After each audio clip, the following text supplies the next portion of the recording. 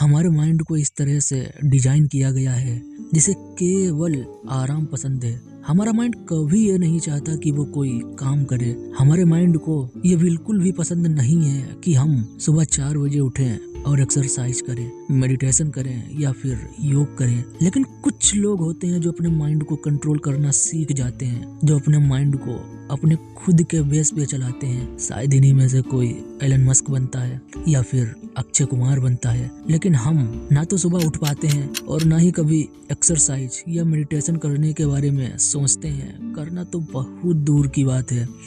लेकिन आज मैं आपको साइंटिफिक रिसर्च के साथ बताऊंगा कि सुबह जल्दी उठने के और योग या ध्यान करने से आप अपने माइंड में क्या क्या बदलाव ला सकते हैं। जेम्स ब्लूमेंटल ड्यूक यूनिवर्सिटी में क्लिनिकली साइकोलॉजिस्ट हैं। उन्होंने अपने एक अध्ययन में बताया, उन्होंने डिप्रेशन संबंधी डिसऑर्डर वाले 4 लोगों को अलग अलग समूहों में रखा। नंबर 1 नियंत्रित व्यायाम, नंबर 2 घर में किए जाने वाला व्यायाम, number 3 anti depressant therapy, number 4 placebo effect. और 4 महीने बाद ये पाया गया कि जिन रोगियों को व्यायाम और एंटी डिप्रेसेंट थेरेपी का उपचार मिला उन्हें सबसे ज्यादा फायदा हुआ। जेम्स का कहना था कि व्यायाम का प्रभाव भी एंटी डिप्रेसेंट थेरेपी की तरह ही होता है। अब मैं आपको बताता हूँ कि ये एंटी डिप्रेसेंट थेरेपी क्या होती है। ये एक तरह की दवाएं होती हैं जो चिंता, उदासी और मानसिक समस्याओं के इलाज के लिए यूज की जाती हैं। ये माइंड में सेरोटोनिन जैसे रसायनों को बढ़ाकर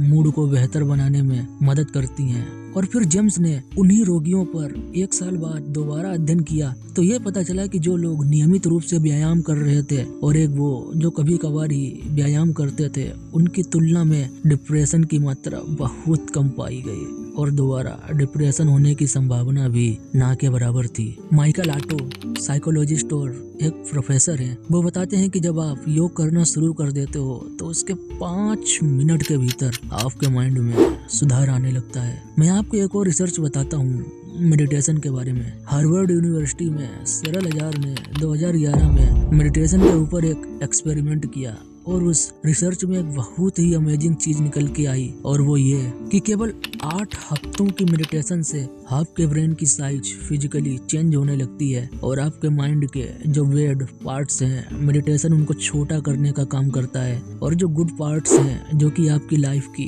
पॉजिटिव चीजों से जुड़े हैं, मेडिटेशन उनको बढ़ा देती है। लेकिन अब आप कहोगे यार मेरे पास इन सब चीजों के लिए टाइम ही नहीं है।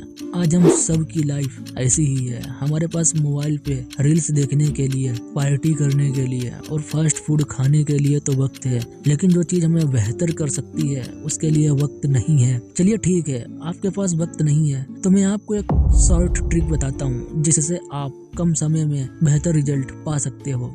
एक ऐसी एक्सरसाइज जिसमें आप केवल 2 मिनट के बॉडी पोस्चर से अपने माइंड में पॉजिटिव एक्टिविटी कर सकते हो। आपने देखा होगा कि जब भी आपके सामने कोई खूबसूरत सी लड़की आ जाती है तो उस टाइम आप कितना ही बुरा क्यों ना फील कर रहे हो, लेकिन उसके सामने आते ही आप अपनी पीठ सीधी करके अपनी छाती फुला लेते हैं ताकि आप उसको ये दिखा सकें कि आप बहुत ही ताकतवर और आत्मविश्वास से भरे हुए हो और आप उस टाइम खुद में फील भी करते हो और आपको बेहतर फील भी होता है। और इसे ही कहते हैं हाई पोस्चर एक्सरसाइज। आप इस एक्सरसाइज से अपने अंदर फिजिकली और मेंटली बदलाव ला सकते हो। अब आप ये सोचिए कि उस टाइम आपके साथ ऐसा क्यों हुआ। आप तो दुखी थे, फिर आपने इतना बेहतर कैसे फील किया? क्योंकि आपने उस टाइम अपने बॉडी के शेप को बदल लिया था। आप उस टाइम अपनी बॉडी को हाई पोस्चर पोज में लिए गए थे और वो भी अनजाने में। अब मैं आपको हाई पोस्चर बॉडी की साइकोलॉजी समझाता हूँ। हार्वर्ड बिजनेस स्कूल की साइकोलॉजिस्ट एमी केडी ने कुछ लोगों पर 2 मिनट तक हाई पावर पोस्चर पोज पर एक्सपेरिमेंट किया और जो रिजल्ट निकल के सामने आया उससे सब हैरान रह गए। जिन लोगों पर ये एक्सपेरिमेंट किया गया वो लोग कुछ देर के लिए उस तरह के इंसान बन गए जो सच में बहुत ही ताकतवर और आत्मविश्वास से भरे होते हैं और इस एक्सपेरिमेंट से उनके हार्मोन में बदलाव देखे गए। इस 2 मिनट हाई पावर पोज को अपनाने के बाद उनका सेरोटोनिन 25% तक बढ़ गया और कोर्टिसोल 10% तक बढ़ा और खतरों से लड़ने के लिए उनकी सहनशीलता भी बढ़ी। जैसा कि आप देख सकते हैं आप अपने शरीर और चेहरे के पोजेज में बदलाव लाकर अपने माइंड की निगेटिव प्रोग्रामिंग को ब्रेक कर सकते हो। जैसा कि बड़े बड़े साइकोलॉजिस्ट कहते हैं कि दिखावा करो जब तक आप वैसे नहीं बन जाते हैं। अगर आप चाहें तो चेहरे पे हल्की सी मुस्कान सजा के बेहतर महसूस कर सकते हैं।